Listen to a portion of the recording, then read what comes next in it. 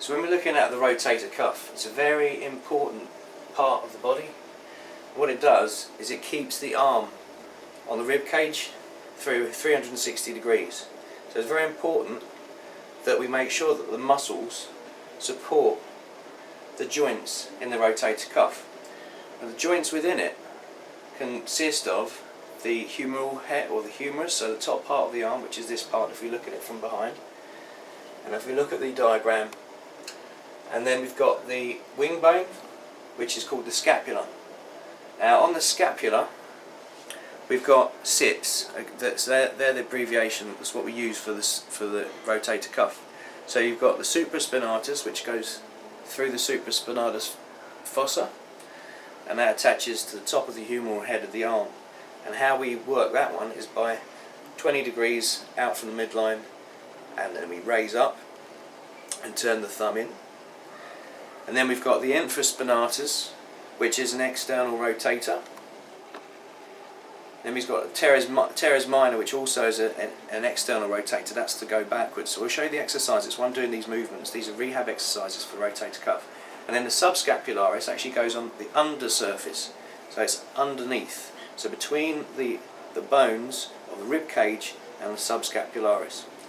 So if someone has a problem in the shoulder area, not only could it be impingement, where the top of the arm bone hits the top of the clavicle or the scapula, and you can get impingement syndrome. A lot of people who do swimming, repetitive movements like that, can get that. But it also just could be because they've strained the rotator cuff. Now within this area there's a lot of trigger points. If you come across over to here, so if we try and trigger point these knots out, and we increase the range of motion underneath the scapula, bring the scapula up. That's part of the treatment. The exercises that I want to show you that you can do at home, so basic exercises, always check with your physician first, are the 4 exercises for rotator cuff.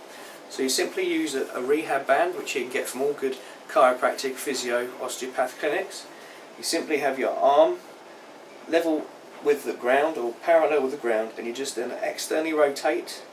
And then if you want to add some resistance, you can stand on the bottom of one of these bands, and you can start off so there's tension in a pain-free kind of range of motion, and you just extend back, and you try and do probably 10 to 12 of these, and then you'd relax that, and you'd start and use an indifferent hand, which is the hand that you're not actually going to use, it's just going to be a support, and you'd start in the midline with the hand that you are going to use, or the shoulder, and you'd keep the elbow in by the side.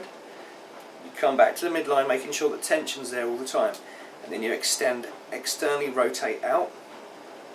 That's going to work your infraspinatus, and then you've got your supraspinatus. Again, you stand on the bottom, you raise up, and then you've got your subscapularis. Now, how to work that is you're actually going to come across into the midline, and that requires tying this maybe to the side of a door or a post in the garden, and then you're just going to pull in, elbow in, and you're going to pull across to the body like that.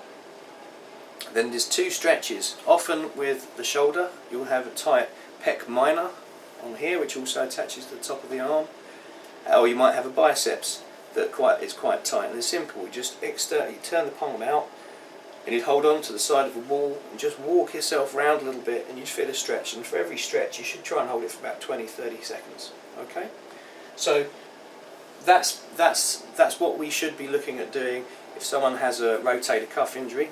Thank you very much.